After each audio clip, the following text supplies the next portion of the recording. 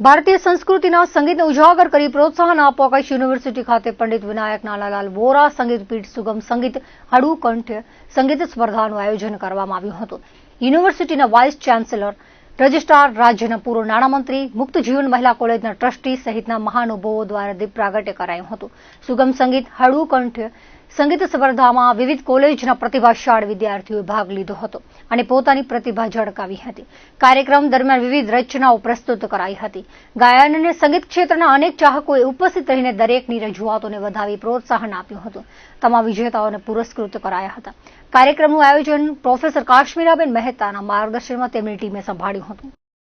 આજે કચ્છ યુનિવર્સિટીમાં પંડિત વિનાયક વોરા સંગીત પીઠનો એક કાર્યક્રમ યોજાયો છે, જેમાં સુગમ સંગીતની સ્પર્ધા છે, જેમાં વિવિધ કોલેજોના સ્પર્ધકો ભાગ લેશે અને સુગમ સંગીત રજૂ કરશે.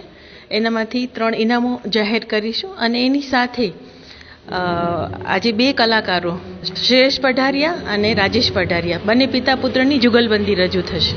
6 કોલેજોએ ભાગ લીધો છે. વિદ્યાર્થીઓને સંગીત પ્રત્યેની રુચિ જે છે એ જાગે અને એ લોકોની જે ટેલેન્ટ છે એ બહાર આવે, એના માટેનો આ કાર્યક્રમ છે. આજે સંગીત વેસ્ટર્ન કલ્ચરથી વધારે પ્રભાવિત થયું છે અને સુગમ સંગીત એ ભારતીય સંસ્કૃતિનું એક મહત્વનું અંગ કહી શકાય. તો જે સુગમ અને શાસ્ત્રીય સંગીત પ્રત્યે લોકોની રુચિ જાગે એના માટેનો આ કાર્યક્રમ છે.